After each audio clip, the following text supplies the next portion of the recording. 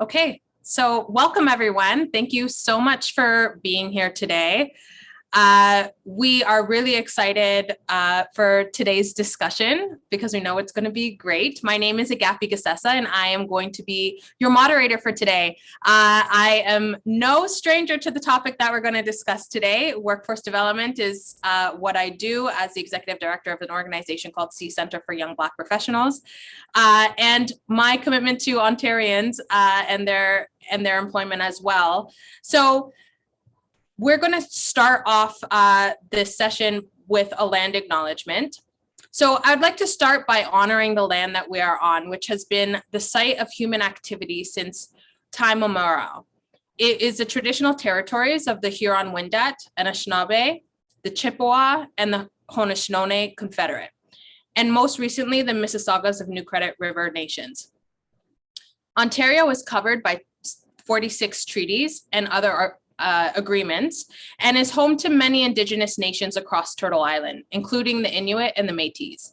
These treaties other agreements include the One Dish with One Spoon, Wimbat Belt Covenant, and the agreements to peacefully share and care for the land and its resources. Other Indigenous nations, Europeans, and newcomers are invited into this covenant in the spirit of respect, peace, and friendship. So, without further ado, today Riipen has brought us all together for a really important discussion.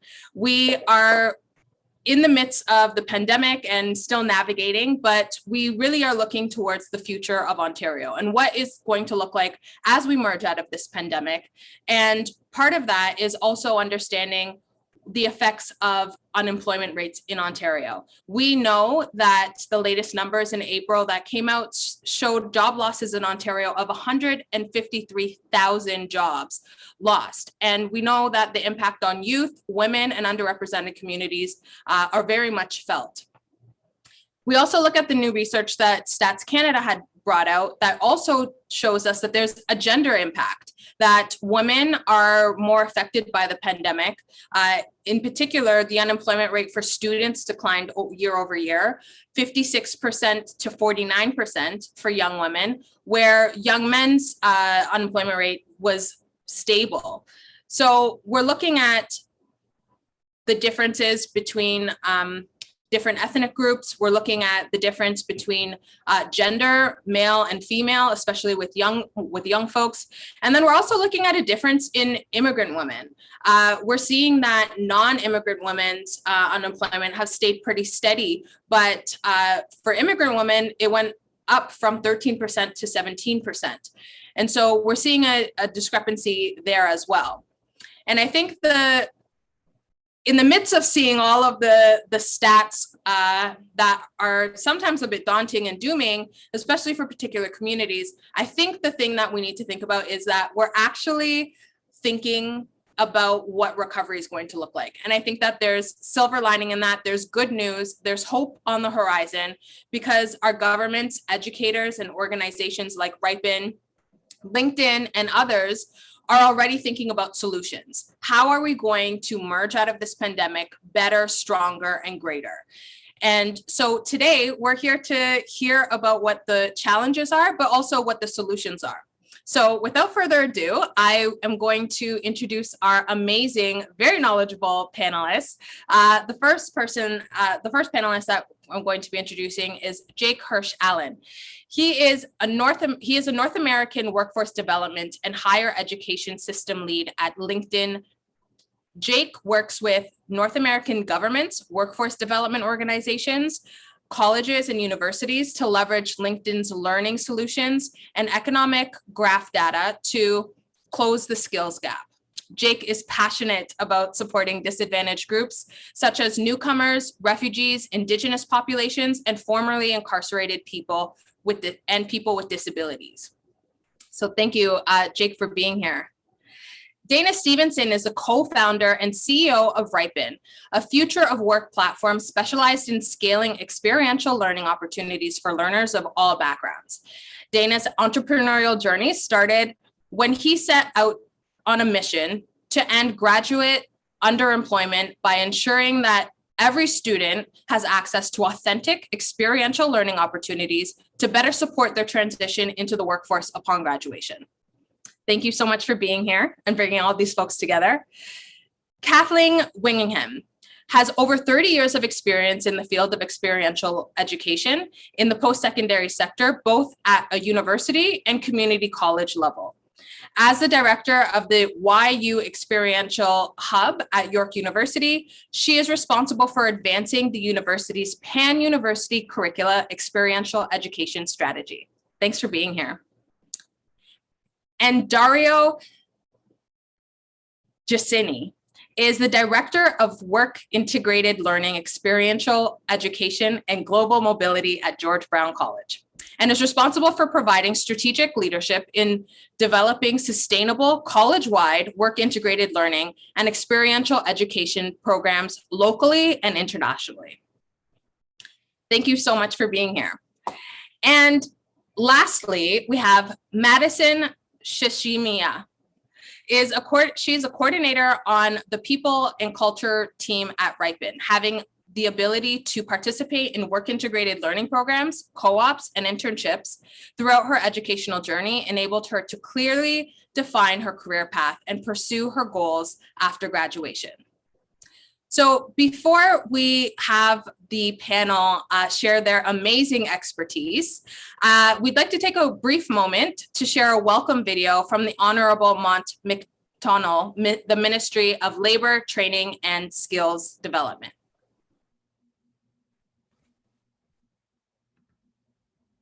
Hi, Riipen members and special guests. Thank you for inviting me to join you today and share our plan to get people back to work.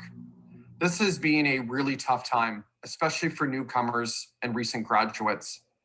Every job that goes unfilled is a paycheck left behind in a family that's left in need. My mission is to spread opportunity more widely and fairly.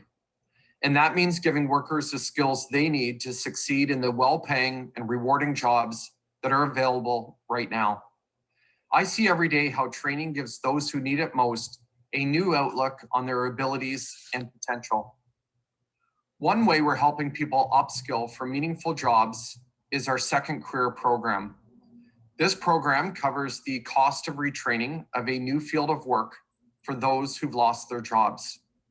This focused, fast-track training is currently helping workers from industries like food service, retail, and travel who have been hard hit by COVID-19 rejoin the workforce quickly as personal support workers, truck drivers, and computer techs. The program covers costs like tuition, books, manuals, transportation, childcare, and even a basic living allowance. Training and upskilling opens doors and truly changes lives. We have a historic opportunity here to help people get back on their feet. Some on the left think government should do it all. Some on the right think government should do nothing. I believe in helping people get a hand up to help themselves. We know each steady paycheck is more than numbers in an account. It's a healthy dinner, a new pair of boots, an internet connection, and a birthday present someone's been wishing for. But it's even more than that. A good job is a sense of purpose and dignity and pride. And I wish this group all the best for this important discussion here this morning. Thank you. Well, thank you, Minister McNaughton, for those amazing words. So as we start this discussion, I'm really excited to invite Jake. I have a question for you around what are the unique challenges that the pandemic has created in the job market that you're seeing at LinkedIn? Unfortunately, Agapi, there are many, and they're not just manifold, but they're also diverse. And in many cases, they're actually long-standing. It's just exacerbated inequality in a variety of ways that's existed for a very long time, not just here in Canada, but really right around the world. And I should say, while I'll often be referencing projects that I worked on either on behalf of LinkedIn or the other organizations that I'm associated with, I'm really speaking on my own behalf here. And yet, even in my own experience, I'm seeing the inequality that I'm speaking to from a sort of more statistical perspective. whether it's women and the she session that I'm proud that we coined as a term in Canada, but I'm not proud that we unfortunately also are living through, with women really lagging in terms of their re-entry into the workforce and having left the workforce in far greater numbers, of course, because of things like childcare, to newcomers who we, of course, embrace in Canada. They are a huge part of the growth of our economy, and yet they too are lagging, as you and others have pointed out recently.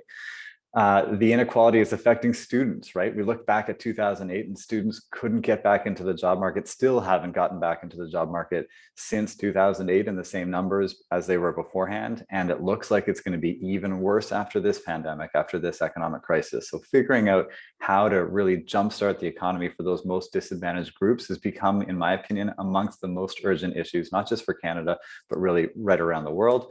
And the impacts on small business of lockdowns, of course, here in Ontario, but also right across the world, are such that we're going to have to figure out how to get these folks employed in hospitality and tourism and the arts back into jobs fast. And of course, that just means that workforce development, what we're talking about today, is even more important than really ever before in history. I think that's reflected in how a lot of governments are emphasizing it, like this one. I think Minister McNaughton's presentation at the beginning of this conversation is evidence of the importance this government is placing on it. And the fact that he is, in my opinion, one of the most effective leaders in this government is also an indication that this government is really putting sort of its best foot forward with regard to workforce development. I wanted to sort of tie this back to my own life a little bit. My mother was a refugee. My parents sponsored Vietnamese boat people. I've been sponsoring Syrian refugees with them. And each of these groups has actually had their situations worsen during the pandemic. And so we're seeing it literally on a firsthand basis, but we're also, again, seeing it sort of society-wide. And I wanted to sort of spend the rest of my comments talking about some of the solutions. On a more optimistic note, I actually think we're better positioned here than almost anywhere else. And forgetting the author, but there was a great Toronto Star article recently that pointed out that Canada is actually doing pretty well in terms of the pandemic relative to the rest of the world. We are actually doing better, and we can do even better because we have the social infrastructure, in some cases, even physical infrastructure to restart our economy. And so I think some of the challenges, again, can be addressed by best practices, leading practices that really come from time immemorial, right? Since the Indigenous peoples were the only peoples in our country, we've known that teaching people requires interaction, that you can't just have a sage at the front of the stage teaching. And that's why things like work integrated learning or project-based learning, which came, of course, from McMaster, where I used to teach, is so, so important, that students are actually always interacting while they're in class with teachers, with TAs, with each other, not sitting listening. And the same is true for things like combining higher education and workforce development. It's really higher ed that has, as much as it hasn't adopted all of the best practices, much of the expertise in teaching, and workforce development can learn from them. But you can flip that as well. Higher ed needs to be more labor market information driven, and workforce development is defined by labor market information. It's defined by the data about what skills are necessary for what jobs are in demand. And if that can be pushed to the higher education institutions that can then more rapidly, hopefully, adapt curriculums, that can create shorter programs that are all about lifelong learning instead of batch loading it at the beginning, that interaction between workforce development and higher education could be really, really good for economy. And again, we're already doing some of this in Canada. We just need to do more. Just as the pandemic accelerated inequality, we now need to accelerate the changes to workforce development to improve. And I think some of the folks on this call are speaking from institutions. The Polytechnics, probably the best institutions in Canada per dollar in terms of skills development and workforce development, are going to speak to how those institutions are putting into practice some of the recommendations I'm making. There's no question that work integrated learning, that internships, apprenticeships, co-ops, really like anything, it could be a few hours that a student is spending actually with a real world problem from a company or a government organization or a nonprofit.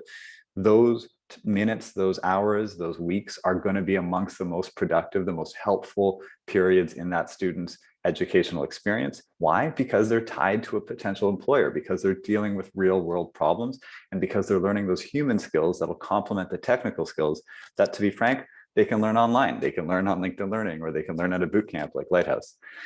The last thing I'll say is that I think, if we are going to do all these things, combine online and offline education, do public-private partnerships, close skills gaps more efficiently, and grow our economy more inclusively through work-integrated learning, we have to do it with an ecosystem perspective. There are no silver bullets. All of us have to work together. And skills-based hiring is honestly the thing that I think to some extent LinkedIn and really a lot of folks who spend a lot of time thinking about workforce development these days are most interested in. If we can get people focused on hiring based on skills, if employers stop looking at degrees, stop looking at years of experience, and instead start to dive into the idea that we shouldn't be hiring based on who we know or who looks like us or who walks and talks like us, but rather who has the skills that we need, then here in Canada, we're going to actually capture the value of the diversity of our country. We're going to be hiring from those diverse backgrounds, and the result is going to be a much, much more effective economy. Well said. I think, so many really great points there. One of the things that really stood out for me is just the fact that, what happens in the classroom doesn't always translate into the workforce, and what's happening in the workforce doesn't always translate into the classroom. So how can the ecosystem part is, right on there with you, because if we're all not working together, then we're going to not know what we don't know, right? So all the experts have to be at the table. I love what you shared. Thank you so much, Jake. Thank you. My next panelist that I want to ask is Dana Stevenson. What are you thinking around democratizing the workplace opportunities? Thank you, Agapi. Thank you. And thank you everyone for joining us here today. Extremely excited to be speaking about a subject that I'm incredibly passionate about. I just also want to thank you, Jake, for your comments on highlighting the ecosystem approach, and Agapi for commenting on that as well, because we are big believers in this open, collaborative, shared ecosystem. As Jake mentioned, there's no silver bullet, but bringing all these partners together, collaborating together, is really how we're going to succeed and solve many of these biggest challenges. I'd just like to really kick off here and say, it's no secret that learners and workers today want to enroll in a course or program that will lead them directly to a job. But right now, what we're seeing is the youth unemployment rate in Canada is double the overall national rate. And we've seen the pandemic has only amplified the barriers to young people and individuals reskilling or upskilling entering the workforce, especially those, as you mentioned earlier, Agapi, from underrepresented groups. And we've seen it in the past. I think Jake mentioned this earlier, but research has shown that young graduates entering the labor market in a recession often suffer significant initial earning losses that may take 8 to 10 years before they fade. So really here at Riipen, when we talk about democratizing workplace opportunities and access to work-integrated learning, we really built Riipen to enable employers of any size and learners and workers of any background to engage in authentic, inclusive, innovative approaches to work-integrated learning. And so what I mean by that is that studies have found that the advantages gained by learners through traditional co-ops and internships can also be achieved through opportunities that are shorter in duration, that take place remotely, such as project-based remote internships or community-based classroom projects, which is a huge focus of us and Jake mentioned earlier. These opportunities can help reduce barriers for learners and workers who don't have access to traditional work-integrated learning, and that many of those factors can be because of family care responsibilities. They may come from a remote or rural location, or they may face both conscious and unconscious hiring biases in the traditional recruitment process. And these types of opportunities in turn can enable employers to diversify their talent funnels and enhance equity, diversity, and inclusion in their hiring process. And that's something that we're really excited about. It was already a clear trend, but I think one of the main things that the pandemic highlighted was the importance and need for students and employers to be connected in collaborating through the use of innovative technologies in order to support student skill development, but also to support and enhance business productivity. So it really is a two-way street here. And when the pandemic struck last year, in our experience, we heard from higher education institutions across the country that job offers were being rescinded, internships were getting canceled, job placements were down anywhere from, we heard 30 to 70% compared to the same time the previous year when the pandemic first struck.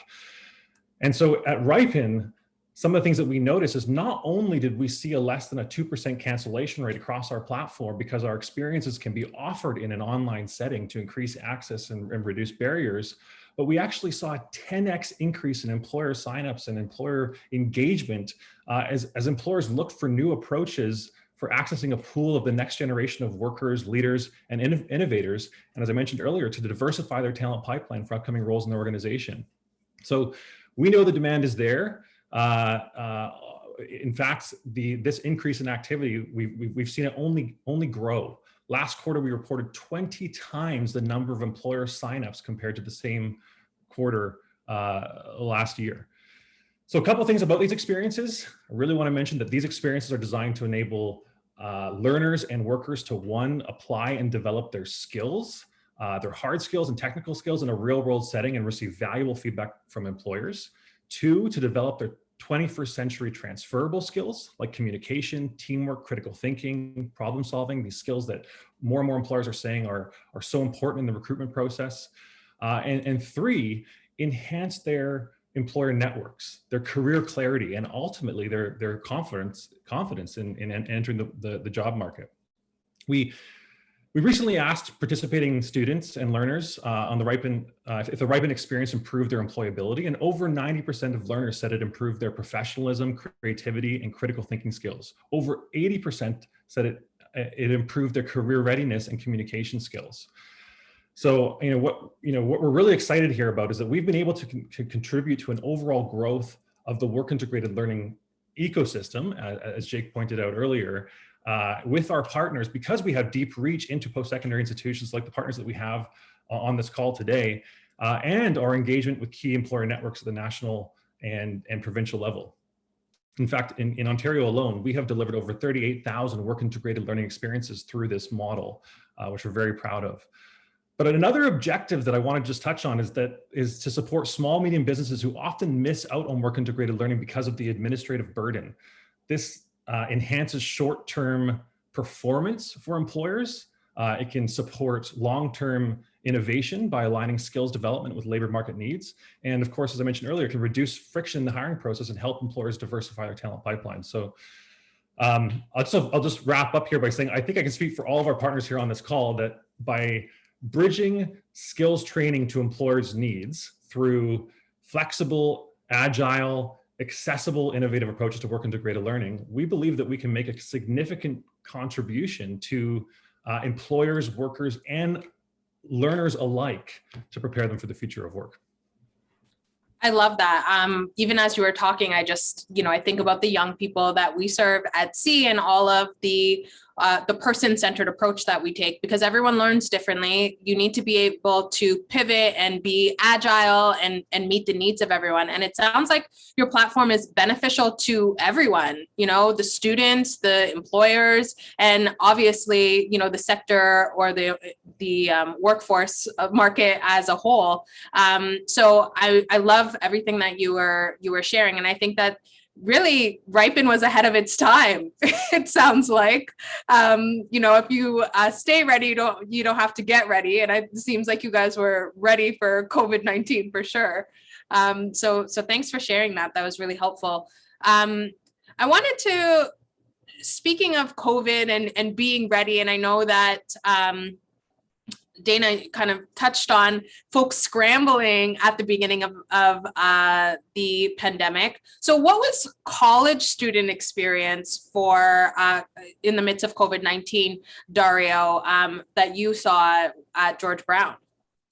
Yes, thank you, Agapi, and the rest of the team. And, I want to refer back to what Jake and Dana has been talking about, and something that you said, you said the word silver lining, and I'm going to talk about that because I all this brought some good things as well for our students and for ourselves and for the ecosystem.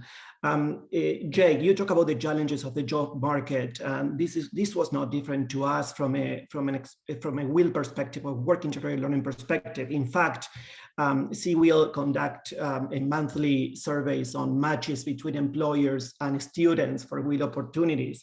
And there was a 34 reduction, 32, I believe, if I'm not mistaken, 32 colleges and universities were surveyed, and there was a 34% reduction on matches between 2019 and 2020 during the pandemic. That means that 34% of students were not actually given an opportunity to apply their learning through WIL. And we saw the same at George Brown. Actually, we saw a little bit less, 27% reduction on matches. However, thanks to the partnership that we have over the years with Riipen, we actually increased 44% opportunities given to students through meaningful experiential learning. And this is the key word, the meaningful piece here. And then I mentioned about, we realized that through these real projects, real connection with industry and applying the learning through applied projects, we were actually meeting the outcomes as well. We had to pivot as the same as the industry did, online. What is this about working from home? That was a new reality for the college employees and for our students and employers now doing WIL experiences from working from home.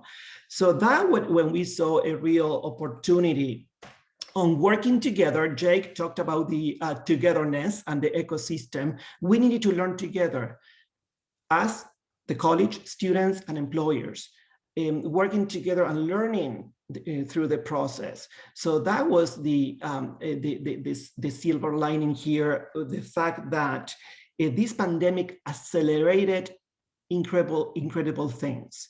And one of those, the innovation piece. We were able to shift from that in-person WIL co-op typical that we've been doing over the last 50 years or more so, to a more innovative way of helping students gain skills to transition into the workplace. Virtual work opportunities was one of those. Real applied projects was another one. Entrepreneurial skills through entrepreneurship programs, bringing entrepreneurs and helping students, again, all online, because we wanted to keep also the safety and health and safety of our students in mind. So we wanted to be very cautious. Technology, VR, AR technology has helped us also bring into life work experiences. But again, another piece that we also took into consideration is looking at where students have gained. What are the skills that they have gained prior to coming to us as a college? And how can we help them assess those skills? Jake talked about soft skill development. One of the key aspects of our learning outcomes was about what are you learning? Not just, the apply hard skills, but are you actually developing soft skills? And in fact, this pandemic has helped students develop skills that they were, not that easy to develop in a workplace setting, regular workplace setting. And one of those was, virtual communication. Communication skills was key, because you were doing everything online now. So communication was one of the skills, and this is feedback that I'm getting from students. It's not that I just, okay, I believe they're doing that. No, this is evaluations that we have done with the students and employers. And one of the skills that they have seen the huge benefits was the emotional intelligence piece, because of the, relate to others through virtual settings, and the communication skills was one of the ones that was put to the test. Silver lining as well, Agapi, and that's going to be my last point. I would love Catherine to talk a little bit about all the great things that she's been doing. And silver lining from an EDI perspective, from an equity, diversity, and inclusion perspective. What do I mean with that?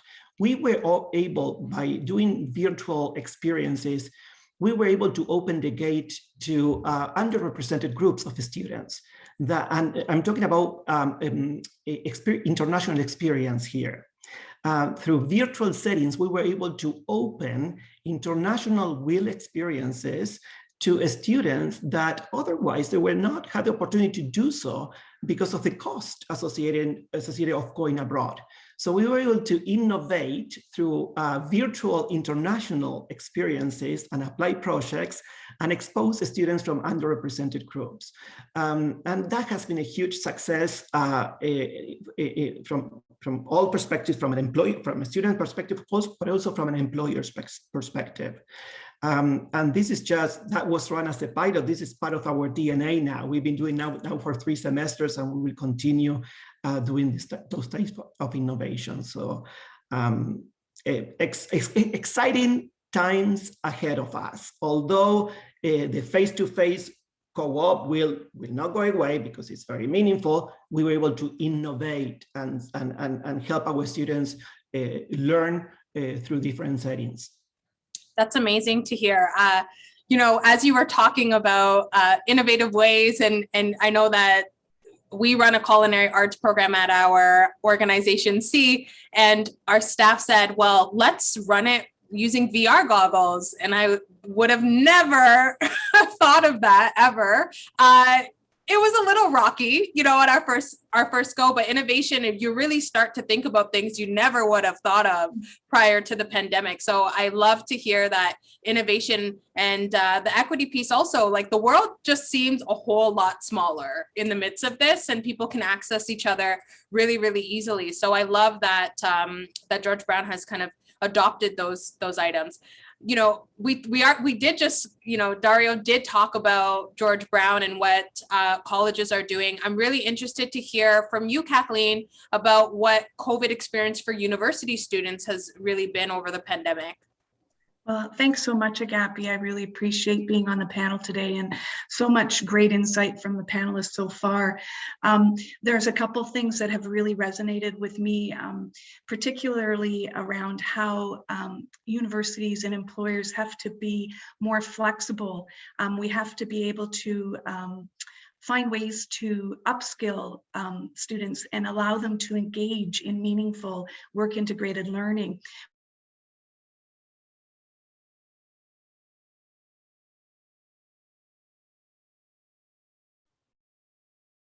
Have I don't know if we all have lost Kathleen for a second. Yep. Okay. Well, until Kathleen gets back, I'm gonna move it over to Madison for a second. Madison, what we found at the university level. Oh, hi, Kathleen. Sorry, we lost you for a moment there. Oh. Perhaps we can, we'll get Kathleen back in a sec. So Madison, I'd love to hear from you about what the benefits of work integrated programs has, you know, from your bio, it sounds like you have lived experience in that realm. And so I'd love to hear from you, you know, what have the benefits been for you with integrated learning programs for students? Thanks, Agapi. Of course, I'd love to talk about my experience. I think what Dana and Jake mentioned about how important the ecosystem is and how important collaboration is as well really aligns with my experience. So I'm really grateful to have been able to take part in a work integrated learning experience early on in my university time. So during my undergrad in 2017, RBC, as part of RBC Future Launch, funded a work integrated learning program where students were able to complete these short-term paid placements with local businesses who would otherwise not have been able to hire those students in those positions. And so I was able to complete such an interesting experience. So I was partnered with the co-founder of a local brewing company in Thunder Bay that was only about 4 or 5 years old. So I was able to see so many different aspects of the business, but in addition to that, really receive a lot of great mentorship from him as well. And that program was so valuable to me. In addition to this experience, we also had these workshops that we did on things like team building and personal branding. And we'd come back as a whole cohort every few weeks, and we'd reflect on our experience. We'd share what we learned and how we could further our learning in that I guess in that role that we had. And so it was really collaborative, and I really gained so much from it. I really see it as a huge starting point to the experience I was able to gain throughout my time in university. It was really like a springboard that led to my first HR co-op, to my additional HR internships as well.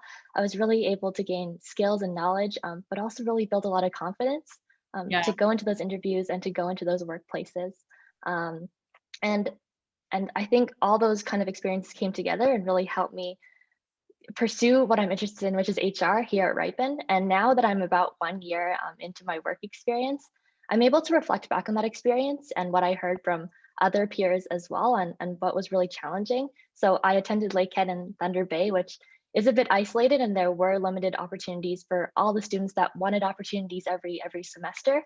And so having things like the RBC Work Integrated Learning Program, where it supported local businesses to have those opportunities for students that were not able to move to bigger city centers during the summer or for co-op or internships, and really have those more flexible opportunities. And so that, in addition to, I really want to talk about, I started at Riipen as an intern last summer, and it was my last semester of school, and I had actually landed an internship that was local, but due to the pandemic, I lost that internship 2 weeks after and was not able to find another position. But my experiential learning coordinator, I connected with her and she connected me with Riipen, and I was able to intern with Riipen and gain so many great experiences. So I think looking at those challenges and how I was helped through my university, through my experiential learning coordinator and the programs that they did, it's really exciting to be at Riipen now, where I'm working toward and working with everybody at my company to make these full experiences more accessible for all students.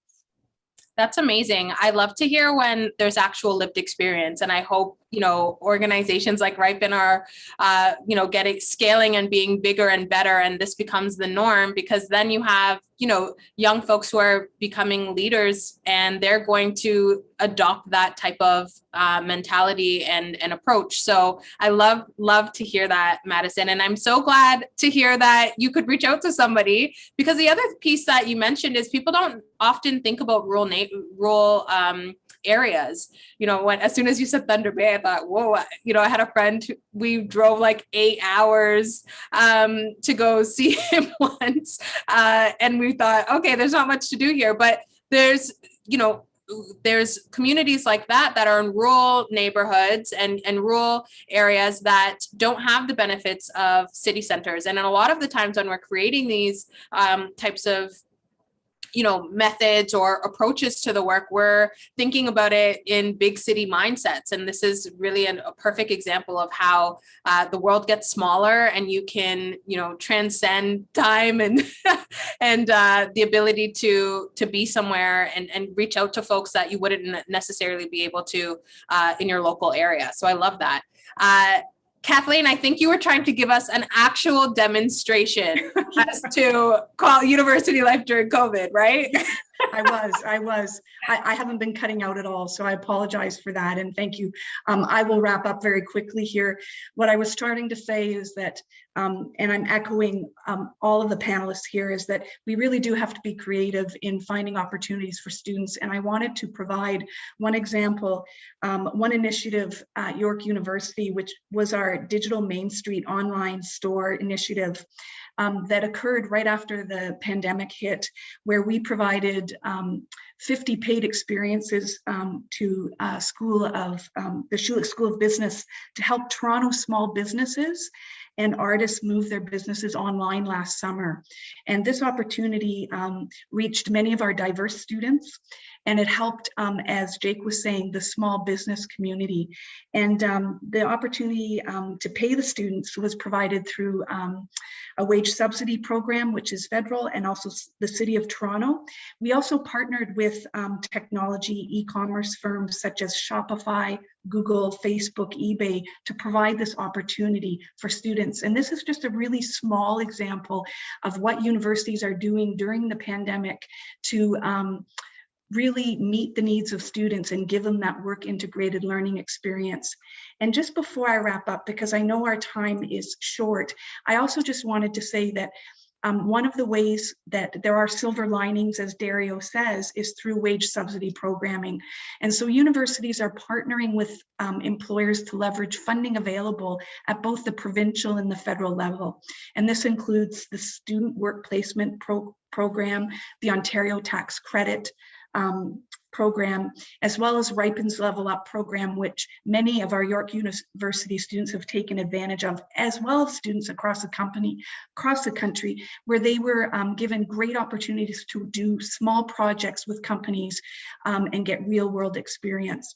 So I think these opportunities for students have really helped students of all walks of life meet the challenges of the pandemic. And again, I apologize about my technology issues.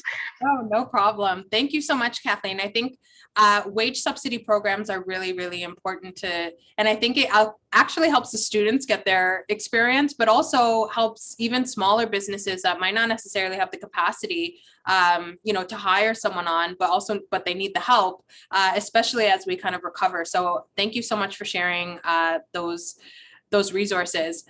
So thank you all. I feel like this was just a wealth of knowledge. And I think what people are probably likely walking away with is the thing that I'm walking away with, actually, I should say, is I'm thinking about how innovative all of these solutions are. And I think we're in good hands. I think as we're emerging out of this pandemic, a lot of the brilliant ideas that maybe we're already in existence, like Riipen, can accelerate now.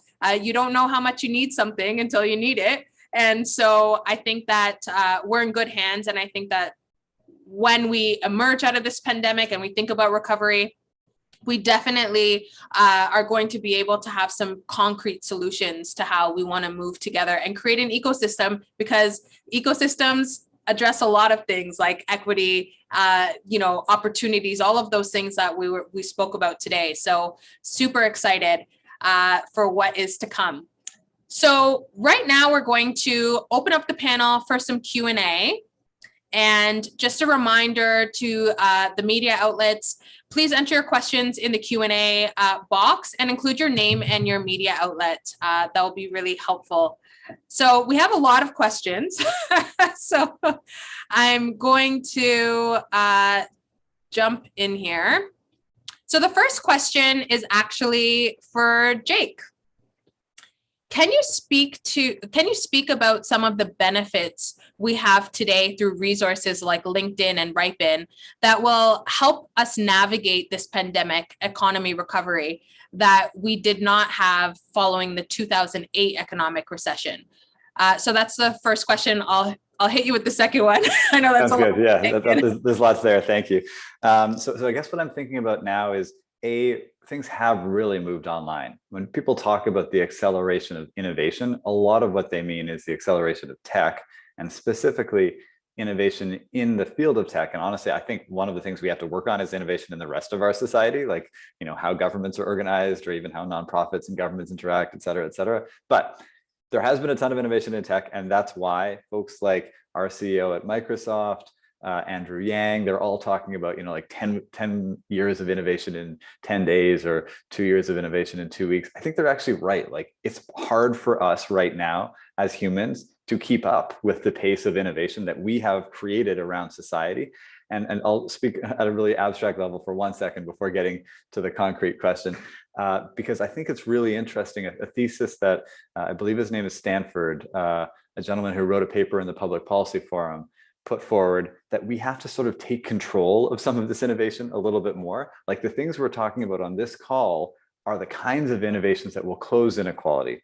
On the other hand, there's been a lot of tech innovation that's exacerbated inequality over these past, difficult months. And so I think we have to be picking and choosing the kinds of innovation that we are applying as a society in Canada, maybe even taking a step back and being a little slower on some of the kinds of innovation that are exacerbating inequality. That said, you asked about specifics, LinkedIn Learning as an example. What I think LinkedIn Learning captures is online learning. A decade ago, I was meeting with the heads of Coursera and edX, with Gordon Brown, who is the UN Special Envoy for Education, trying to figure out how to get online learning to work for disadvantaged populations. Back to my earlier reference, refugees and refugee camps. And there have been so many learnings about how we can do that, that I do think, just as access to medicines dramatically changed people's standards of living in the past century, now tech, access to education, et cetera, can change it in this century and even here in Canada. And specifically, as an example, I was talking about skills-based hiring. We can now break down our understanding of society, not to the level of a job, but rather to the level of skills. Companies that did these fascinating things over the pandemic where they would take the people at their restaurants who had graphic design skills, but honestly, they didn't know that because they never asked them. And all of a sudden they were making the posters to tell people where to go during a pandemic instead of being servers at a restaurant. And perhaps for the rest of their career now, they'll be a graphic designer, and that let's say hospitality business will benefit from those skills. So understanding how to break down things to the, sort of that individual skills level, I think is one massive advance. And then technologically speaking, the ability for LinkedIn Learning and Riipen to be able to spin up actual work integrated learning opportunities almost entirely online is huge for those remote communities. Imagine, Madison working with a variety of companies all across Canada, all across the world from Northern Ontario. I think that didn't exist a decade ago, and apologies for the background noise. My puppy has got a cough, but I hear all of Toronto's puppies have coughs right now, unfortunately. But the point simply being that these technologies are actually allowing us to put into practice some of those pedagogical best practices that we talked about before, so that in a given classroom, every student can get a work integrated learning experience. Every student can work with a real world organization, to Dario's point, recovering from that decrease that occurred over this past year, in part, I think, because we were sort of shocked that, for instance, businesses could operate online, that I could work entirely remotely. And now that we've recovered from that shock, we need to move the needle not just back to where it was before, but even further, so that we do ensure, as Canada and so many other countries, I mean, California has almost the exact same targets as Canada for work integrated learning. There's a reason. We realize the Germans, the Swiss have done things better in ensuring that everybody has a work integrated learning opportunity. Love it. Thank you so much for that, Jake. The next question is going to go to Dana. Do you think that remote and online work integrated learning is here to stay? Will online internships become the norm? So to the first point about whether it's here to stay, absolutely. I think we've seen a massive trend towards online work integrated learning. We've seen a massive trend towards organizations wanting to open up their recruitment process and talent pipelines, to diversify their talent pipelines with candidates that they might not normally have accessed before. And this is incredibly important when it comes to diversity, equity, and inclusion, which is central to Riipen's mission. We are all about leveling the playing field. So I mentioned earlier that when you deliver work integrated learning online or in a virtual setting, and especially when you're leveraging new technologies to provide work integrated learning and for learners to engage with employers in these work integrated learning experiences, it can actually reach more underrepresented students, women, Indigenous, new Canadians, visible minorities, persons with disabilities. But as we've seen with Maddie, it can open it up to remote and rural locations who face barriers in participating in traditional will. And it can be done in a very cost-effective, inclusive, and very scalable way. We actually find that organizational Riipen can, through these short-term, flexible online models, can engage 10 to 100 times the number of students on an annual basis than they could from a traditional work integrated learning opportunity. I should also just mention that this is also really important for reskillers and upskillers and career transitioners who are going back to school or to our training program that's shorter term. To get reskilled and go back into employment. They often don't have time to go back to school for 2 years or 4 years and extend that with multiple co-ops and internships. They've got to get the education, the training, the reskilling, but also the professional connections, the real world work integrated learning experience, the portfolio, and get right back out to the workforce. So these shorter term flexible online experiences, especially when you have other life commitments or familial responsibilities, become incredibly important. And the last thing I'll just really mention on this is that, engaging in these work integrated learning opportunities online also really helps learners and workers develop important digital skills that are so in demand by employers today, especially with the innovation, as Jake mentioned. We've seen 10 years of innovation in 10 days, and these digital skills are so important. So exposing learners to opportunities to engage in digital and online experiences really supports the development of those skills. Awesome. Thank you so much, Dana, for that. The next question is for Dario. So students often choose college programs because of the hands-on experiential learning. How do you translate programs like the arts or applied technology that are more difficult to translate online, especially for first-year students who have not experienced the hands-on learning in the past? That's a great question, because at the end of the day, college people are coming to the colleges for that applied learning. But I'm going to go back to what Dana just mentioned about the innovation piece. How can, and you, Agapi, mentioned the piece of VR and AR into culinary, and we do have those programs at the college. So we brought that to life. We brought those applied learning or immersive learning through technology. It can be done. But again, we are not saying that we are not coming back face to face. And we done it. We do some labs right now face to face, taking all the precautions that we need to take and following provincial health and safety guidelines. So that's not going away. It's super meaningful to have, face-to-face interactions and apply learning in a real lab. But technology has allowed us to do that. The fact that we are working with Riipen real projects and industry projects, yes, we may not be side by side by the person from that organization, but yeah, we have them in front of us in a screen, and we are talking, and we are working together using technology and try to solve that real project that they are being faced with. So I believe that innovation is the key here, and we are able to apply that, and the combination of face-to-face and technology, AR, VR, is a great recipe for success, because students are learning. I'm gonna go back to what Dana and Jake mentioned, skills that maybe the old times we were not able to do so. So it can be done. So yeah, don't believe that we cannot offer those anymore. We can offer that and better now. Amazing. I love that. I'm also glad to hear that the gorgeous campus of Georgetown will be used again. So the next question is for Kathleen. So universities have not always been the quickest to adapt to experiential and work integrated learning programs, particularly for students in traditional arts programs like philosophy or religious studies.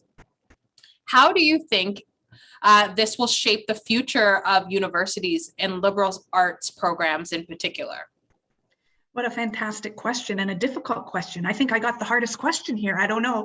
But what I'd like to say is we're going to have to adapt, because the provincial government has just introduced something called Strategic Mandate Agreement for Experiential Learning. And every student, when they graduate, has to have at least one experiential learning activity, and it's tied to our funding. And so one of the things that many universities are looking at, and York in particular, is scaffolding experiential learning activities. So starting out in the beginning, it might be just as simple as a classroom visit by an expert as a experience for a student. Then moving into later years, community-based types of projects using a platform like Riipen. And then in the final year, hopefully an internship or a co-op. And I think that scaffolding these experiences for students provides a foundation that they become more confident, and they're able to leverage what they've learned in the early years into higher level experiential learning activities. And that's where I see the future going for all programs, especially programs in the liberal arts. Amazing. Thank you so much, Kathleen. So I'm going to throw this out to anyone who wants to grab it. So we're often focused on big cities like Toronto or Waterloo for experiential learning experiences. How do we increase work integrated learning programs for students and new Canadians in rural and remote areas? So anyone who wants to take on that big question? I mean, I'm only going to jump in because there was a few resources that I realized I didn't mention during the earlier question, which I think are equally applicable in rural settings.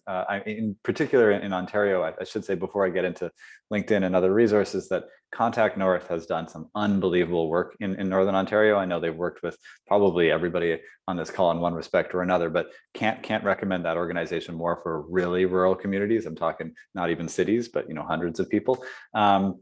And to some extent, the cities up north as well. On the other hand, I wanted to call out a few resources that are really applicable to everyone around the world that I didn't mention earlier, and I'll put some links into the chat. But for instance, one of the things that we've built at LinkedIn, and I should say that many of our competitors have built similar things recently that are helpful for folks looking for jobs in the pandemic, and specifically looking to transition jobs in the pandemic. If you go to opportunity.linkedin.com, it'll link you to a thing called Career Explorer. And we actually launched the first version of this a decade ago, right around the last recession, to tie it into a few of the comments earlier about how we've got parallels there. But what it allows you to do is figure out what skills do I currently have based on my last occupation that are going to be relevant to new occupations, to other fields, sometimes even in completely other verticals or industries. And then what courses, in this case, we link to LinkedIn Learning courses, although we're thinking about going beyond that, and which courses are going to give me the skills gap right in between the skills that I already have, the skills overlap, and the skills that I need for that new job. And then finally, it'll link you to the individuals who are in that new job so that you can talk to folks who either can get you in or who at least can tell you about their experiences, and to the actual jobs that are available. So call out there, Career Explorer, opportunity.linkedin.com. But what's interesting is that tool is really similar to the kinds of opportunities and education that come out of what we've done with Riipen. So when you look at a specific work integrated learning opportunity that, for instance, LinkedIn Learning has collaborated with Riipen on, or Lighthouse Labs has collaborated with Riipen on, what often happens is there's a gap between what the student knows in a given marketing class and what they need to know for a project for a company, right? Because that marketing class is really broad. It's teaching 500 students, and each of them is going to a different company for a different project. What we're able to do is fill in that gap with the specific skills based on either online learning or bootcamp learning, that kind of short-term new forms of learning that post-secondaries often struggle with, which is why that gap exists. Awesome. Thank you so much, Jake. Thank you to Kathleen, Madison, Dario, Dana. This has been a fruitful conversation. I feel like everyone in the audience must have learned a whole lot. I know I did. So for those of you who are in attendance, thank you so much for joining the conversation. If you have any further questions or would like to inquire about any interviews, please reach out to Crestview Strategy. They'll be more than happy to help you. Have an amazing, amazing day.